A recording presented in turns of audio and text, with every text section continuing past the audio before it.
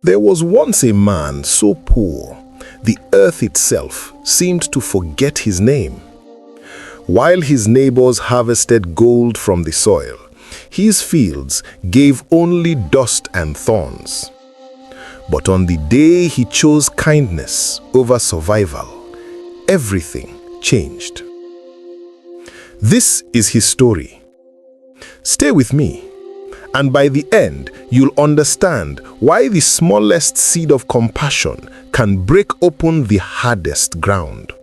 Welcome home to Tales from the Baobab, where wisdom lives in stories. In the village of Guadolite, where the great Baobab trees stretched their arms toward heaven, there lived a farmer named Kofi. Now, when I say Kofi was poor, I don't mean the kind of poverty that makes neighbors whisper. No. I mean the kind of poverty that makes even shadows refuse to follow you because they don't want to be associated with such misfortune. His farm? A patch of stubborn earth that grew stones better than yams. His hut? 3 walls and a prayer. His chicken? Well, she left him for a wealthier compound 2 seasons ago. But here's what they didn't see. Every morning, before the sun kissed the horizon, Kofi would walk to his barren field, kneel in the red dust, and whisper an old proverb his grandmother taught him. A man who plants kindness, even in dry season, will one day drink from an unexpected well. The other farmers laughed. Oh, how they laughed. Bayo, the wealthiest farmer, with his 3 wives and 7 cattle, would shout across the field, "Hey, Kofi, still talking to dead soil? That land is cursed. Even the ancestors have abandoned it." But Kofi just smiled. Not because he had hope. He'd lost that many harvests ago, but because he'd learned something deeper than hope. Grace. The grace to keep trying when trying seemed foolish. Then came the day the rains forgot to arrive. The Harmattan winds blew harsh that year. Streams dried into cracks. The market square, once loud with life, fell silent as hunger sharpened its teeth. Wealthy farmers hoarded their grain. Prices climbed higher than the Iroko trees. One evening, as Kofi returned from another failed day in the fields, his stomach singing songs of emptiness, he saw something unusual on the path. A figure collapsed, barely moving. It was an old woman, her wrapper torn, her lips cracked white from thirst, her walking stick broken beside her. She looked up at Kofi with eyes that had seen too much suffering. "Water," she croaked. "Just water." Now listen carefully to what happened next, because this is where destiny opens its door. Kofi stared at his calabash. Inside was the last water he had collected that morning from the distant stream, a 2-hour walk each way. This water was supposed to last him 3 days. He looked at the woman. He looked at his water, and his stomach growled loudly as if casting a vote. From behind him, Bayo's voice rang out. "Kofi, don't be a fool. We don't know this woman. She could be a witch. Besides, you need that water more than she does. You are already half a ghost yourself." Other villagers nodded, pulling their children back, whispering about bad omens. But Kofi knelt down, and he did something that makes no earthly sense. He poured the last of his water into her mouth, every last drop. The old woman drank slowly, her eyes never leaving his face. When she finished, she looked at him with an expression that seemed to contain lifetimes. "Young man, you have just passed a test that wealthy men fail every day. You gave what you could not afford to lose." She reached into her tattered wrapper and pulled out a single seed, wrinkled, unremarkable, dark as midnight. She said, "Plant this in your field tonight and water it with rain from the first and only the first storm." What grows will change your life, but remember, the fruit that comes from sacrifice must be shared or it will turn to ash in your hands. Before Kofi could ask what she meant, she stood up, no longer frail, but somehow radiating strength. She walked into the gathering darkness. Some say she vanished into the wind itself. Bayo spat on the ground. She cursed, "You fool, you'll see." But Kofi clutched that seed like it was a promise. That very night, the impossible happened. Thunder rolled across Guadolite for the first time in months. The sky split open and rain fell like a blessing, like an answered prayer, like the tears of heaven itself. Kofi ran to his barren field in the darkness, dug a small hole with his bare hands, and planted the seed. The rain soaked into the ground, into the seed, into the very DNA of destiny. Then he waited. Days passed. While other farmers celebrated their crops drinking up the rain, Kofi's field remained bare. Villagers shook their heads. Even the children sang mocking songs. Kofi planted magic.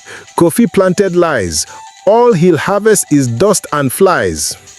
But on the seventh day, a shoot, green as hoop, pushing through the red earth. On the 14th day, a sapling, thick as a man's arm.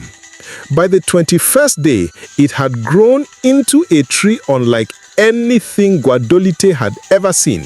Its trunk shimmered like polished mahogany. Its leaves whispered secrets in languages older than memory. And hanging from its branches were fruits, golden, luminous, radiating warmth like captured sunlight.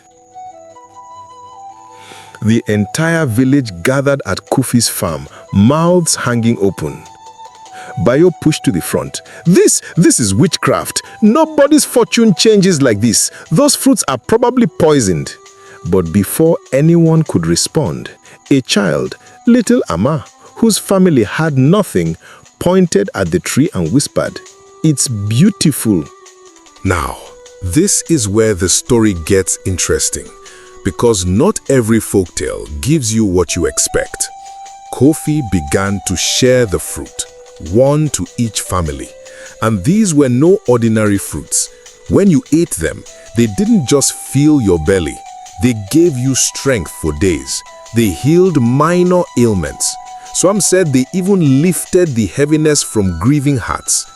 But as word spread, people came from neighboring villages, then distant towns, then from across the region, merchants, nobles, desperate mothers, ambitious young men, even the regional chief himself. Everyone wanted Kofi's miracle fruit. Bayo saw an opportunity. He approached Kofi with a proposition. "Listen, my friend." Suddenly they were friends. "You could be the wealthiest man in 10 territories. Sell these fruits. One fruit could buy you 10 cattle.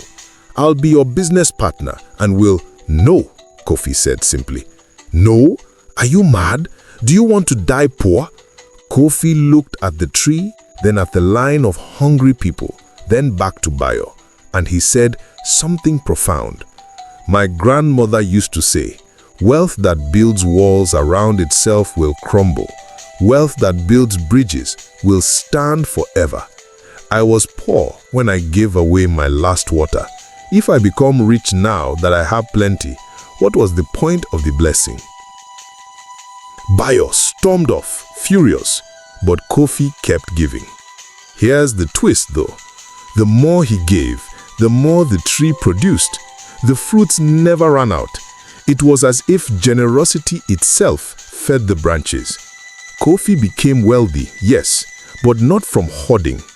People blessed him with gifts, a rebuilt home, farm hands who walked his other fields, livestock, respect, and something more valuable than gold, genuine community.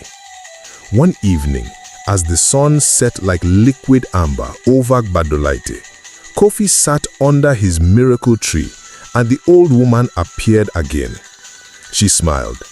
You understood the lesson, son of the soil. The blessing wasn't the tree. The blessing was learning that an open hand is never empty, because what you release into the world returns to you multiplied. You could have become rich and lonely. Instead, you became wealthy and loved. There's a difference. She touched the tree trunk, and suddenly, Kofi understood. Every leaf represented an act of kindness. Every fruit a shared blessing.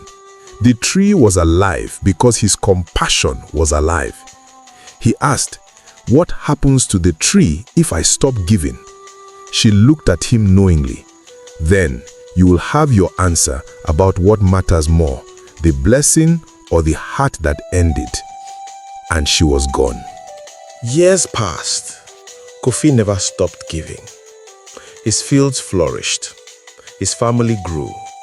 And the miracle tree, it still stands in Badolite, they say, bearing fruit for anyone with genuine need. As for Bayo, he learnt his lesson too, the hard way. His crops failed the next season, and it was Kofi who showed up at his compound with food, asking nothing in return. Sometimes, the poorest man holds the richest wisdom. And sometimes, what looks like a curse, that barren field, that last drop of water, that choice to give when you have nothing, is actually the door through which blessings have been waiting to flood in. As our elders teach, a generous hand is never bitten by a snake, for even the serpent knows who feeds the village. So here's my question. For you, wisdom seeker, when was the last time you gave something you couldn't afford to lose? When did you last choose kindness when logic screamed against it? Drop your answer in the comments. This community is built on shared wisdom, and your story might be exactly what someone else needs to hear today. If this tale stirred something in your spirit, touched a memory, or reminded you of why these old stories still matter, press that like button. Not for the algorithm, but as a way of saying, I see the lesson here. Subscribe to Tales from the Baobab if you're hungry for more stories where wisdom lives. Because every week, we gather under this digital baobab to remember what our ancestors knew, that stories aren't just entertainment.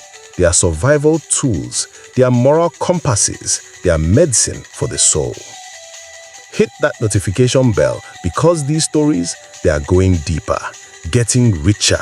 And the next one, well, let's just say it involves a talking drum, a forbidden forest, and a choice that splits a kingdom in two. Until we meet again under the baobab, stay wise, stay kind, and remember, your smallest act of goodness might be someone else's miracle.